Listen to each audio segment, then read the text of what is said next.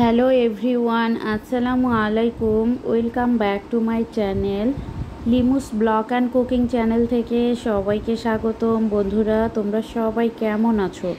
আশা করছি যে যেখানে আছো অনেক বেশি ভালো আছো, সুস্থ আছো এবং নিরাপদে আছো। আলহামদুলিল্লাহ, আমিও অনেক বেশি ভালো আছি, কিন্তু অনেকখানি ব্যস্ত হয়ে পড়েছি। তো ব্যস্ততার কারণে আমি প্রতিনিয়ত ভিডিও মেক করতে পারছি না। তো সবার কাছে অনুরোধ রইল, যারা আমার ভিডিও দেখো, আমাকে পছন্দ করো, যারা আমাকে সাপোর্ট করে এত দূর এগিয়ে নিয়ে এসেছো, তারা অবশ্যই আমার এই ভিডিওটি সবাই ফুল ওয়াচ করবে, দেখবে। কারণ কি না, আমি প্রতিদিন যেহেতু ভিডিও দিতে পারছি না, সে কারণেই সবার কাছে এই প্রত্যাশা। তো বন্ধুরা, সকালবেলা উঠেছে আসলে দুই বাচ্চা নিয়ে। মানে আগে কি হতো, আগে আমি সব সময় ফেসবুকে বা ইউটিউবে অ্যাক্টিভ ছিলাম, কিন্তু এখন আমার দুইটা বেবি নিয়ে আমি হিমশিম খেয়ে যাচ্ছি, সব সময় অ্যাক্টিভ থাকতে পারছি না। তো সে কারণে অনেকটা হচ্ছে পিছিয়ে পড়ে যাচ্ছি। তো কি আর করার, আসলে ছোট বেবি হয়েছে, তো ছোট বেবিকে টাইম দিতে হবে। আর যদিও কি না আমার বেবিটা একটু বেশি জ্বালাতন করে, মানে সব ছোট বাচ্চারাই মনে হয় একরকম, আর দুইটাই মানে পিটাপিটি, সে কারণে আরও বেশি সমস্যা হচ্ছে। আমি আসলে মেনটেন করতে কোনোভাবেই পারছি না। তো যাই হোক বন্ধুরা, সকালবেলা নাস্তা করেছি, নাস্তা করার পর এই যে আমি চলে আসলাম আজকের এই ছোট্ট ব্লগটি নিয়ে। তো আশা করছি তোমাদের অনেক অনেক ভালো লাগবে। তো দেখতেই থাকো, পাশেই থাকো, সাপোর্ট করো। তো দেখো বন্ধুরা, এখানে নিয়েছি হচ্ছে পুঁই শাক আর আলু হচ্ছে ঝুরি করে কেটে নিয়েছি। তো এটা দিয়ে মাছ দিয়ে একটা চচ্চড়ি বসিয়ে দিচ্ছি। তো শর্টকাটে কিভাবে রান্না করা যায়, দুইটা বেবি নিয়ে আমি কিভাবে কাজগুলো করতেছি সেটাই তোমাদের সাথে শেয়ার করতেছি। তো দেখতেই থাকো বন্ধুরা। তো চচ্চড়িটা আমি এখানে লবণ, মরিচ ও হলুদ সব কিছু পরিমাণ মতো দিয়ে ভালোভাবে মেখে নিচ্ছি। তারপর এটা হচ্ছে সামান্য পানি দিয়ে এখন এই যে আমি বসিয়ে দিব। লবণ একটু কম হয়েছে, এখন আর একটু লবণ দিতে হবে, তো সেটা চেক করে নিলাম। তো দেখো বন্ধুরা, আবারও লবণটা দিয়ে দিলাম, কারণ লবণ বেশি হলে ভালো লাগে না, আবার কমও হলে ভালো লাগে না। তো এই পর্যায়ে আমার চচ্চড়িটা মাখানো শেষ, এখন আমি চুলায় বসিয়ে দিব। একটুখানি পানি দিয়ে দিলাম, কারণ হচ্ছে শাকের যে চচ্চড়ি বা শাকের যে তরকারিগুলো হয়, তো এগুলোতে কিন্তু পানি সবসময় কম দেওয়ার চেষ্টা করবে, কারণ কম দিলে ভালো হয়, আর বেশি দিলে অনেক হচ্ছে মানে চুলায় অনেকক্ষণ বসিয়ে দিতে হয়, আর সেই তরকারিটা কিন্তু স্বাদ লাগে না। তো যাই হোক, আমি এভাবে রান্না করি। তো তোমরা যেভাবে রান্না করো সেভাবেই রান্না করতে পারো। আর এখানে হচ্ছে বেগুন আলু কেটে রেখেছি, মাছ বের করেছি, তো মাছ দিয়ে বেগুন আলু ঝোল করব। আর এই রান্নাটা একদমই আজকে আমি মানে আমার মতো করে করব, মানে একদমই অন্য রকম। তো তোমরা দেখতেই পারবা। তো চাইলে এভাবে শর্টকাটে রান্না করতে পারো। আর এখানে খানিকটা জিরা দিয়ে দিলাম, জিরাটা হালকা ভাজা হয়ে গেলে তেল দিয়ে দিব। আসলে হচ্ছে মাছ কিংবা এভাবে জিরা দিলে এর হচ্ছে সেন্টটা অনেক বেশি ভালো আসে, তো খেতেও বেশি ভালো লাগে। তো তারপর কেটে রাখা পেঁয়াজগুলো দিয়ে দিলাম। তো পেঁয়াজগুলো দিয়ে দিলাম,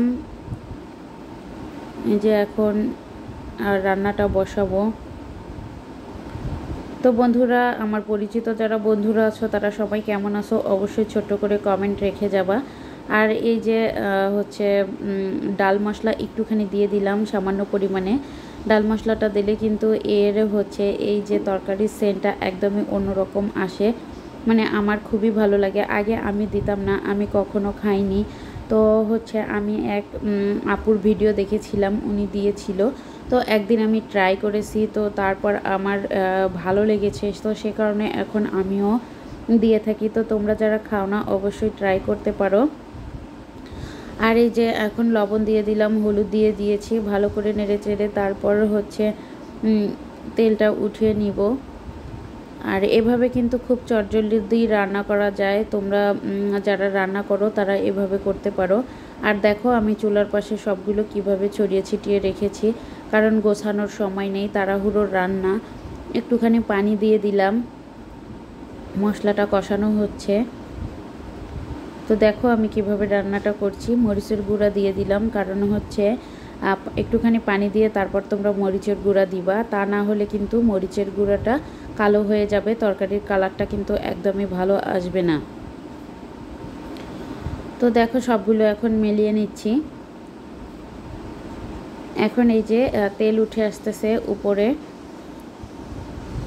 তো এভাবে আরও খানিকক্ষণ কষিয়ে নিয়ে আর একটুখানি পানি দিব, কারণ অনেক পানি দিয়ে কষাতে গেলে অনেকখানি টাইম লাগে রান্নাটা করতে। তো সে কারণে আমি এভাবে করতেছি, তোমরা চাইলে তাড়াতাড়ি করতে পারো। এই যে সবগুলো মিলিয়ে নেওয়ার পর এই যে আলু বেগুনগুলো দিয়ে দিলাম, তারপর আবারও ভালো করে মিলিয়ে নিব।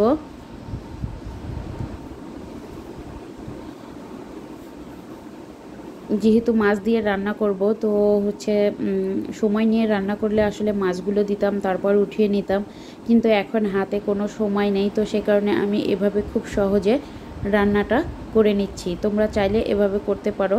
তো ওদিকে আলু বেগুনগুলো সামান্য পানি দিয়ে ঢাকনা দিয়ে ঢেকে দিয়েছি। এখন আমি সিংটা পরিষ্কার করে নিব। তো কি আর করার, খুব তাড়াহুড়ো করে কাজ করার চেষ্টা করি, কারণ আমার বেবির যদি 1 বছর বা 6 মাস বয়স হয়, যখন ও একটু হাঁটা শিখবে বা তখন হয়তো একটুখানি হলেও হবে, কারণ এখন ওকে কোলে করে নিতে হয় আর ও সবসময় আমাকেই খোঁজে। সন্তানেরা মনে হয় এরকমই হয়, শুধু মাকেই খোঁজে, এটাই আসলে নিয়ম। তো যাই হোক বন্ধুরা, দেখো আমি এই যে কাজগুলো শেষ করতেছি।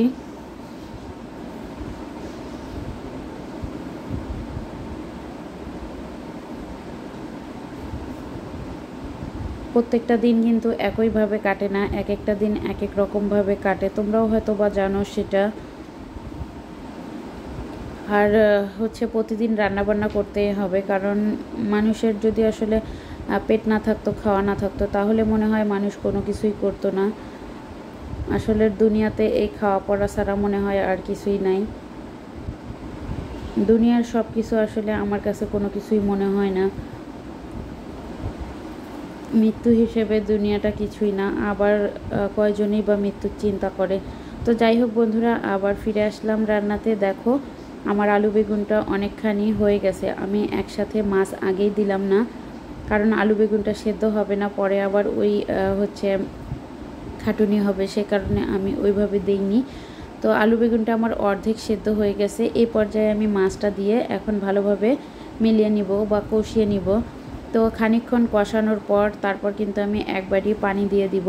তো সে পর্যায়ে আমার রান্নাটা খুব সহজ হয়ে গেল। তোমরা চাইলে এভাবেই রান্না করতে পারো। এটাও কিন্তু খেতে একদমই অতটাও খারাপ না, কারণ আমি যেহেতু রান্না করতেছি আমি জানি। তোমরা ট্রাই করে দেখতে পারো। এই যে আমার ভালোভাবে কষিয়ে নেওয়া হয়ে গেছে। তো এখন আমি একটু পানি দিয়ে দিব, মানে ঝোল একবারে দিয়ে দিব, যাতে আমার আর হচ্ছে দ্বিতীয়বার কোনো মানে মিলিয়ে নিতে না হয় বা কষাতে না হয়। তোমরা যে যেটা মনে করো বা যেভাবে বলতে পারো। দেখো আমার খুব ভালোভাবে কষানো হয়েছে। এখন আমি পানিগুলো দিয়ে দিলাম। আমি একবারই ঝোলের পানি দিয়ে দিয়েছি। তো একবারই আমি মাছটা রান্না করে নিব। তারপর ঢাকনা দিয়ে ঢেকে দিব। এখন যেহেতু আমি ঝোল রাখবো, তো সে কারণে পানির পরিমাণটা বেশি দিয়েছি। তো তোমরা যদি ঝোল না খাও তাহলে পানির পরিমাণটা কম দিতে পারো। এদিকে আমার চচ্চড়িটা কিন্তু হয়ে গেছে, আর এই চচ্চড়িটা কিন্তু খেতে ভীষণই মজা। তো দেখো বন্ধুরা, আমার কাজটা প্রায় শেষের পথে। আমি রাইস কুকারে ভাত দিয়েছি। আমাদের বগুড়ায় কিন্তু গ্যাস হচ্ছে আছে, কিন্তু আমি হচ্ছে যে ভাতের মার পাশাতে হবে, এই সেই মানে অনেকখানি সময় পাস হবে। তো সে কারণেই আমি কিন্তু এভাবেই রান্না করেছি। বন্ধুরা আজকে এই পর্যন্ত। সবাই ভালো থাকবে, সুস্থ থাকবে। আজকে আল্লাহ হাফেজ।